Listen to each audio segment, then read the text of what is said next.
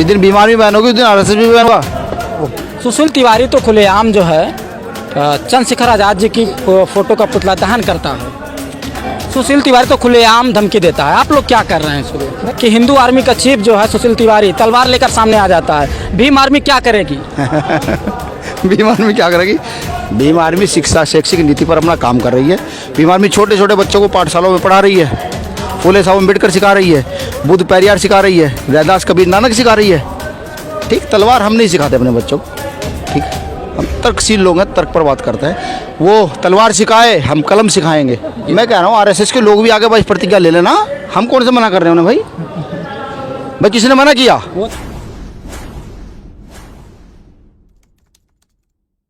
नमस्कार, इस वक्त हम मौजूद हैं लखनऊ में। हमारे साथ में मौजूद हैं भीम आर्मी के आज़ाद समाज पार्टी के भीम आर्मी के राष्ट्रीय अध्यक्ष विनय रतन जी।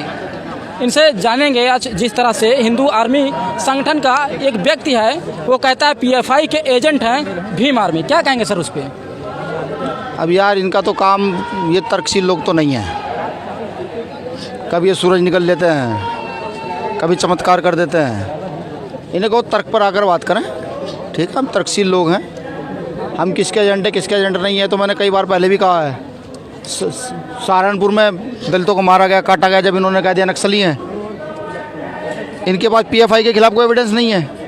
हम क्या पीएफआई के एजेंट बताएंगे? हमारा तो खुद का ऑर्गेनाइजेशन इतना बड़ा है कि पूरे 24 राज्यों में भारत में काम कर रहा है। भारत के अंदर कमरे में बैठकर भौंकने से कुछ होता नहीं है। सुशील तिवारी तो दावा करता है कि भीम आर्मी को बैन करवा दूंगा। दम में करवा देगा, उसके अंदर दम हो करवाए। जिस दिन भीम आर्मी बैन होगी उस दिन आरएसएस भी बैन होगा। भीम आर्मी को 7-8 साल हुए हैं, आरएसएस को 100 साल हो चुके हैं। चुनौती है ये। ठीक है, और सुशील तिवारी नाम का व्यक्ति, क्योंकि देखिए हम संवैधानिक लोग हैं, हम उसकी तरह गंदे टुच्चे लोग नहीं हैं। मुझसे कहता हूँ देखिए, जो अगर तुम्हारे दिमाग में ज़्यादा गर्मी है, मेरे तो आने की ज़रूरत भी नहीं है। कहाँ लखनऊ के पास आस-पास रहते हो तो लखनऊ में कोई हमारा छोटा कार्यकर्ता, कितने लोग हैं लखनऊ के यहाँ कार्यकर्ता है, वो खड़े हुए देखो, लखनऊ से हो ना?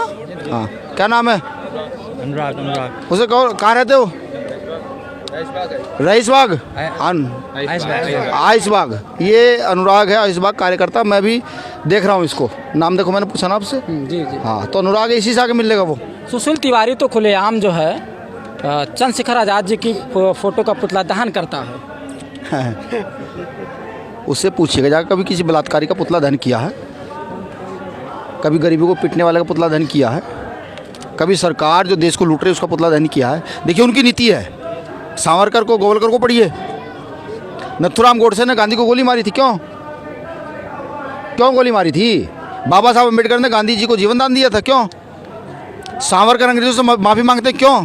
तो ये नस्ल तो वही है, नस्ल थोड़ी बदल जाएगी भाई। हमारी नस्ल जो है ये लड़ने वाली नस्ल रही है हमेशा, देश के लिए मरने मिटने वाली नस्ल नहीं है। हमारे इतिहास उठाकर देखिए तो लखनऊ है, जाइए चारों तरफ प्रतिमाएं देखिए किन की छपी हुई हैं। तो उनकी नस्ल है गद्दारी की भाई, आज का पहला काम नहीं है उनका, ये तो चलता आ रहा है। और चंद्रशेखर रावण का फोटो फूंक देंगे कमरे में बंद करके। एक कार्यकर्ता का नाम लिया, उसके सामने दिखा दे फूंक के जाकर। अगर उसकी नहीं कहूँगा, गलत नहीं कहूँगा, उसमें दम है तो उसके सामने फूंक दे। हिम्मत है तो फूंक ही नहीं सकता। सुशील तिवारी तो खुलेआम धमकी देता है। आप लोग क्या कर रहे हैं इसको? नहीं, हम धमकी देने वाले लोग नहीं ना, हमने काम तो संवैधानिक लोग हैं भाई। एफआईआर दर्ज करेंगे।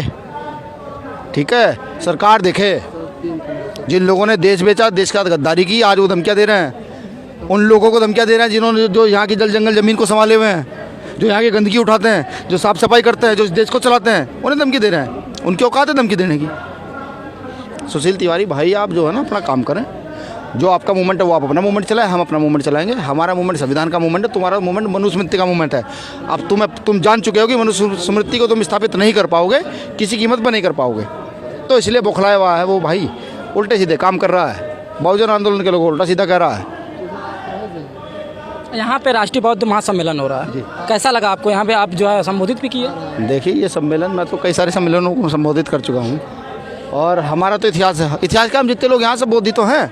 ये भारत तो बौद्धों का ही तो देश है, ये भारत बौद्धों का देश है। यहाँ न्याय पर आधारित शासन हुआ है, यहाँ हड़प्पा सभ्यता रही है।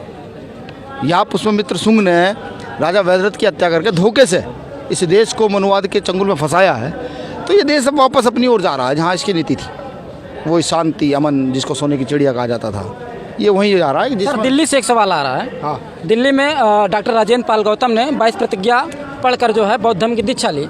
आरएसएस और हिंदू और भाजपा भी खुलेआम विरोध कर रही है किस चीज़ का 22 प्रतिज्ञा की। वो भी ले लें। यहाँ भी जो है फिर दोहराई जाएगी। मैं कह रहा हूँ आरएसएस के लोग भी आगे 22 प्रतिज्ञा ले लेना। हम कौन से मना कर रहे हैं उन्हें भाई किसी ने मना किया? वो तो खुलेआम कर रहे हैं हिंदुओं के खिलाफ है, हिंदू राष्ट्र के खिलाफ है। अरे फिर वही बात होगी है, राष्ट्र हिंदू राष्ट्र थोड़ी है ये। किसने कहा था हिंदू राष्ट्र है ये बौद्ध राष्ट्र तो हो सकता है, हिंदू राष्ट्र नहीं हो सकता। आरएसएस के लोगों को दिक्कत है आए वो भी 22 प्रतिज्ञा ले, हम दिला देंगे। मेरा भीम आर्मी कार्यकर्ता दिला देगा, ये निकाय है छोटा कार्यकर्ता भीम आर्मी का, ये दिला देगा। कोई ज़्यादा बड़ी बात नहीं है, वो दुखी ना हो, आरएसएस के लोग दुखी ना हो। देखिए आडंबर के खिलाफ लड़ाई थी, है और रहेगी। आडंबर को तुम ज़्यादा दिन खड़ा नहीं कर पाओगे। जब भी तर्कशील लोग खड़े होंगे, जब भी शिक्षा का विकास होगा तो समझिए आडंबर दूर चला जाएगा। यही अब हो रहा है तो बौखलाए हुए हैं बेचारे। आखिरी सवाल सर ये है कि हिंदू आर्मी का चीफ जो है सुशील तिवारी तलवार लेकर सामने आ जाता है, भीम आर्मी क्या करेगी?